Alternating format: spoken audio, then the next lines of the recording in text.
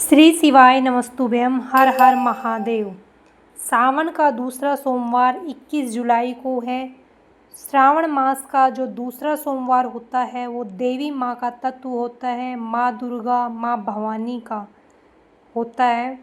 श्रावण मास जो 72 वर्ष के बाद आया है। अगर लगातार आपको किसी चीज़ में, किसी कार्य में सफलता नहीं मिल रही हो तो हम इस वीडियो में आपको इन सब के उपाय बताएंगे जो कथा में गुरुजी ने हम सबको बताए हैं। आज हम इस वीडियो में श्रावण मास के दूसरे सोमवार पर किए जाने वाले उपायों का वर्णन करेंगे जो इस प्रकार से हैं। अगर आपको किसी कार्य में सफलता नहीं मिल रही है, लगातार प्रयास कर रहे हो फिर भी सफलता नहीं मिल रही है, हमेशा आपको नुकसान उठाना पड़ रहा है, आपको असफलता ही नज़र आ रही है, तो आपको श्रावण मास के दूसरे सोमवार को यह उपाय करना है जो 21 जुलाई को है। आपको करना क्या है, श्रावण मास के सोमवार को आपको धतूरा चढ़ाना है। धतूरा कहीं बाज़ार से ख़रीदना नहीं है, आपको किसी भी जंगल में आपके आसपास पेड़ पौधे उग रहे होंगे उनमें, अब तो श्रावण मास में तो वैसे ही खूब सारी हरियाली हो रही है तो वहाँ पर भी आपको धतूरा मिल सकता है। वहाँ से आप एक धतूरा लीजिए, एक जल का लोटा भरिए, शुद्ध तांबे का जल का लोटा भरिए। श्रावण मास चल रहा है तो 2 तांबे के लोटे लीजिए और दोनों को भरकर थोड़ा सा गंगा जल मिलाकर भगवान भोलेनाथ के मंदिर पहुँचिए। सबसे पहले आपको उत्तर दिशा की तरफ मुख करके भगवान भोलेनाथ को जलाभिषेक करना है। दोनों लोटों से आपको 3 बार रोक कर आपको वो जल दोनों लोटों का एक साथ धार बनाकर भगवान भोलेनाथ के शिवलिंग पर आपको चढ़ाना है। फिर उसके बाद आपको वो धतूरा जो आपने लिया है उसको भगवान भोलेनाथ के शिवलिंग पर चढ़ाकर अपनी श्री शिवाय नमस्तुभ्यम बोलते हुए अपनी मनोकामना बोलनी है। इससे आपके जीवन में प्रत्येक कार्य में आपको सफलता मिलेगी। भगवान भोलेनाथ की कृपा आप पर बनी रहेगी।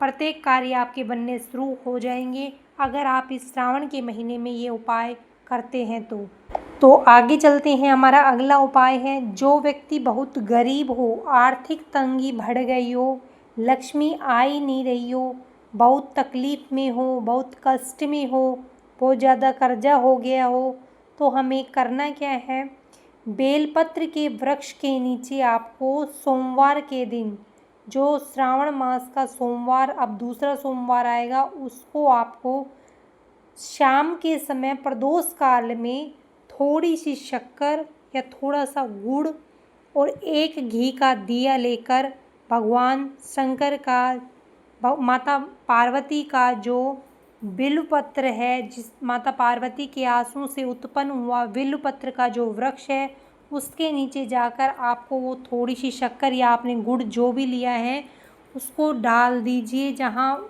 कीट पतंगे होते हैं, चींटियाँ होती हैं, वहाँ पर आपको वो गुड़ या शक्कर जो भी आपने लिया है वहाँ पर डाल दीजिए और एक दीपक जो शुद्ध देसी घी का आपने लिया है उस दीपक को बेलपत्र के वृक्ष के नीचे आपको शाम के समय प्रदोष काल में आपको यह जला देना है। अगर आप यह उपाय करते हैं तो आपका कर्जा चुकना स्टार्ट हो जाएगा, लक्ष्मी माता आपके घर में आने लग जाएगी, लक्ष्मी आना शुरू हो जाएगी, आपके कार्य स्टार्ट हो जाएंगे बनने, आर्थिक तंगी जो बढ़ गई थी वो ख़त्म हो जाएगी। श्रावण के सोमवार जो होते हैं उनकी इतनी महत्वता क्यों होती है, क्यों ही इनको हम सब इनका व्रत करते हैं, क्यों हम और वैसे सोमवार के व्रत होते हैं वो नहीं करते, श्रावण के सोमवार की ही इतनी महत्वता क्यों है, ये हमारे शिव महापुराण में बताया गया है कि इनकी इतनी महत्वता इसलिए है।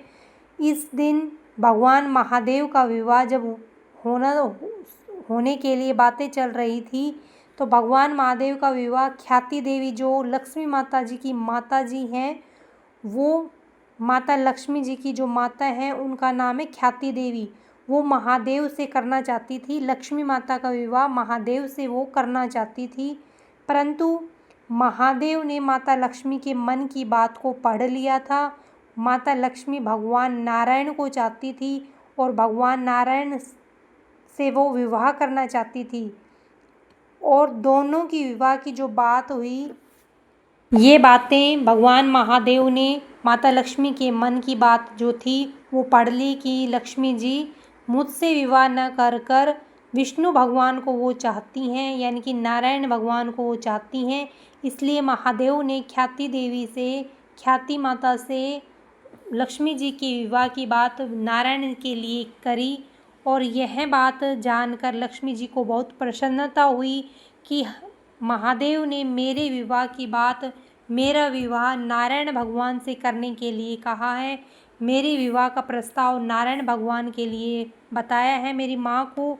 इसलिए माँ लक्ष्मी ने प्रसन्न होकर भगवान भोलेनाथ की पूजा अर्चना पूरे 1 महीने तक, सावन के महीने में उन्होंने भगवान भोलेनाथ की पूजा की थी और भगवान भोलेनाथ को प्रसन्न किया था। इस पर माता लक्ष्मी ने भगवान भोलेनाथ को धन्यवाद किया और भगवान भोलेनाथ से कहा कि मैं आपकी क्या सेवा करूं जिससे आप प्रसन्न हो जाओ।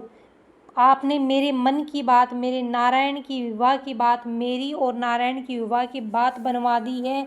शिव मंदिर में मैं ऐसा क्या करूं, क्या आपकी पूजा सेवा करूं।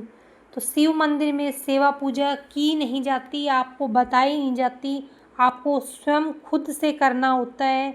आपको बिना किसी दिखावे के भगवान भोलेनाथ के मंदिर में सेवा करनी चाहिए।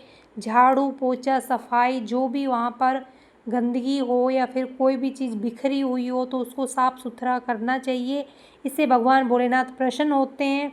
ये सब चीज़ें माता लक्ष्मी ने जब किया तो भगवान भोलेनाथ ने प्रसन्न होकर माता लक्ष्मी जी से कहा कि मेरे नाम के आगे महासंबोधन, मेरे नाम के आगे जुड़ा हुआ है। ये नाम जो मेरा महासंबोधन जो होता है महादेव के नाम से, और सभी के किसी भी देवता के आगे महा नहीं लगता, सिर्फ महादेव के नाम के आगे ही महादेव लगता है। तो ये महासंबोधन जो मेरे नाम के आगे लगता है, लक्ष्मी मैं तुझसे प्रसन्न होकर तुझे मेरे श्रावण के महीने में तूने मेरी इतनी पूजा की है, तूने मेरी सोमवारी के दिन तूने मेरी अविरल भक्ति की है, इसलिए मैं बिना पूछे बिना दिखाए तूने मेरी सेवा की है। मैं अपना महासंबोधन दुनिया में किसी को नहीं देता। जो भगवान भोलेनाथ का नाम का महासंबोधन है वो भगवान भोलेनाथ किसी को नहीं देते, सिर्फ माता लक्ष्मी को उन्होंने अपना महासंबोधन दिया था, जो मैं आज तुझे देता हूँ। उस दिन से माता लक्ष्मी के नाम के आगे लक्ष्मी ही नहीं रहा, वो महालक्ष्मी जी बन गई। महासंबोधन सोमवार श्रावण को यह महासंबोधन दिया गया था माता लक्ष्मी को, जो भगवान भोलेनाथ ने प्रसन्न होकर अपनी पूजा अर्चना जो माता लक्ष्मी ने भगवान भोलेनाथ की थी श्रावण के महीने में सोमवार के दिन, तो उससे प्रसन्न होकर उन्होंने अपने नाम का महासंबोधन भी माता लक्ष्मी के नाम कर दिया है। वो होता है श्रावण महीने के सोमवार का व्रत करने का, पूजा अर्चना करने का फल होता है जो भगवान भोलेनाथ ने माता लक्ष्मी को दिया था। इसलिए हमें श्रावण के महीने में सोमवार के दिन हमेशा भगवान भोलेनाथ की बिना दिखावा किए हुए, बिना किसी लोभ लालच में, बिना कुछ मांगे हुए ही हमें भगवान भोलेनाथ की पूजा प्रार्थना करनी चाहिए और भगवान की कृपा अपने लिए पानी चाहिए। श्रावण के महीने में किया गया सोमवार के व्रत का फल हमें पूरे साल में किए गए व्रतों से 100 गुना ज़्यादा फल देता है।